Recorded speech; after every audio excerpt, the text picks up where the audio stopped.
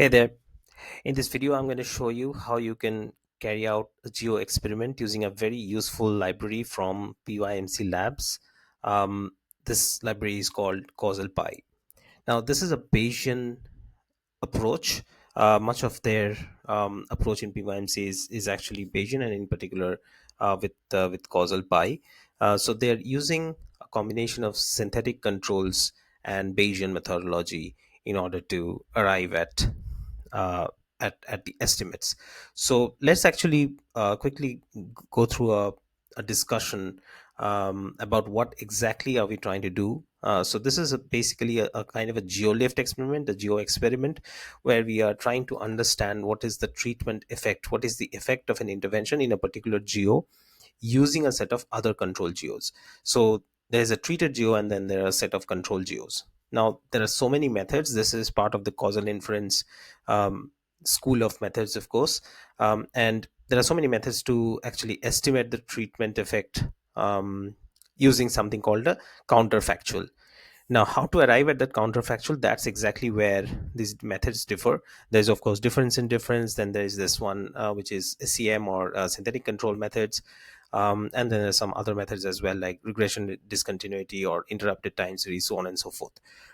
But in this case, causal pi is a package which kind of bypasses the requirement to do synthetic controls or the counterfactual estimation from scratch. It does uh, the processing on its own. The algorithm is kind of built into this package, and like I said, it's using a Bayesian approach. So the first step here in Colab, I'm running this in Google Colab, is to just install this library. It takes just a few seconds, and then you obviously import some common libraries as well, and then you also import causal pi after the pip installation, and then you just make sure what is the nature of the plots that you want.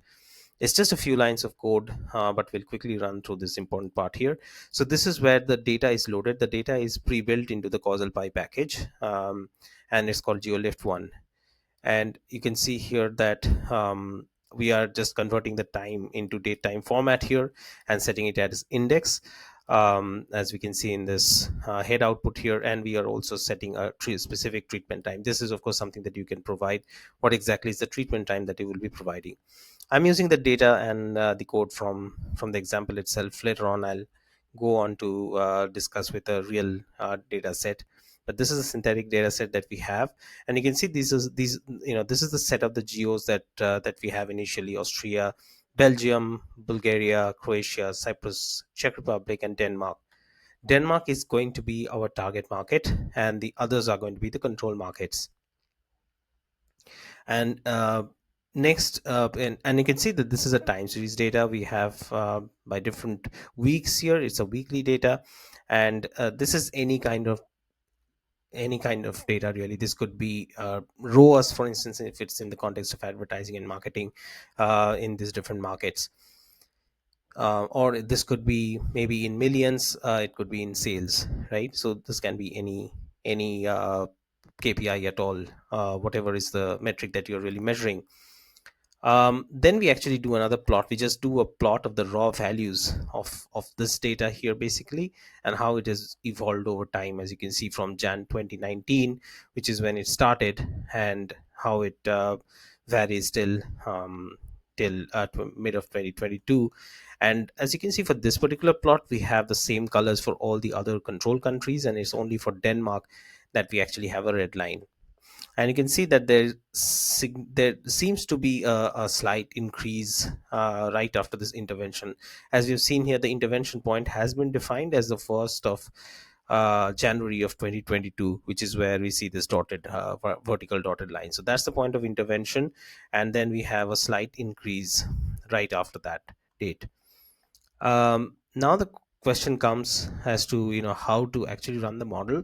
This is where the model is really run. This is synthetic control being um, invoked here, as you can see. So CPU is basically the instance of causal pi, and so this is synthetic control, and these are the arguments that it takes in. It takes in the data frame, the data set that you have. It takes in the input value of the treatment time that you have provided, user provided value, the user provided value for the treatment units, and then the control units, which is again user provided from among the data set.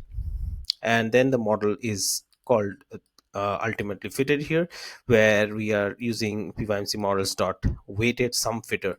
So the whole objective of this modeling is ultimately to arrive at a set of proper weights, using which the final set of controls will be chosen among the control geos.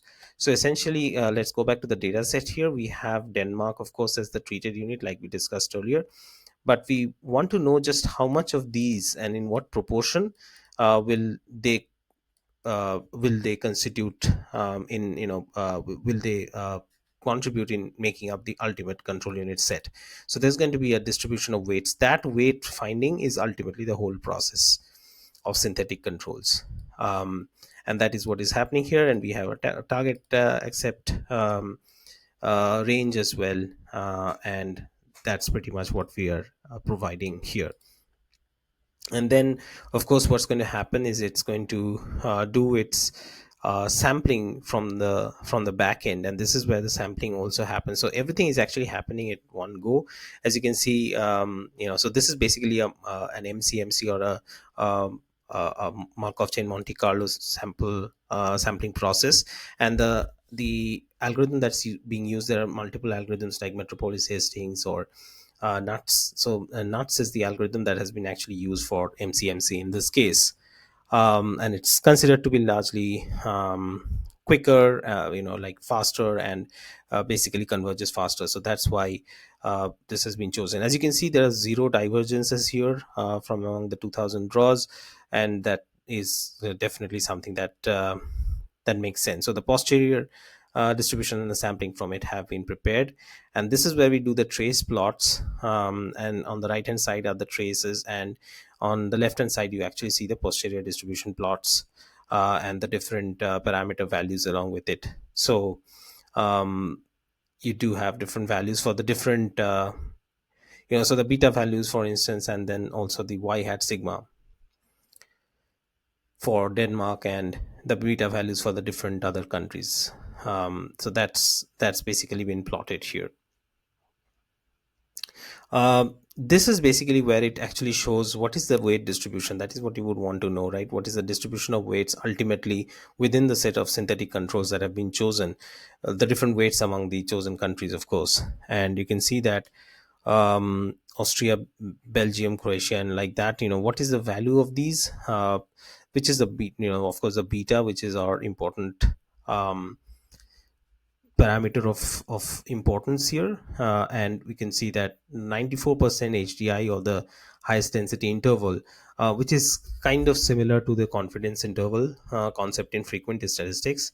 So what is basically the confidence range? What is the range of the values that it can really take? So it for instance, this one varies from zero point 0.1 to say anywhere between zero point 0.2 to 0.22, and this has the widest range, as you can see. So the uncertainty level is higher, and the dot here actually gives you the mean value of this particular for this particular coefficient for this particular market. And you can see Bulgaria, for instance, has the highest coefficient. The mean value is the highest among all of these, so that has the highest weightage in order in the synthetic control that has been created um, for Denmark. So why are we doing this? We'll actually understand again now in the next plot itself. So this is where the ultimate outcome is plotted. This is where we see the final outcome, like what we actually expect.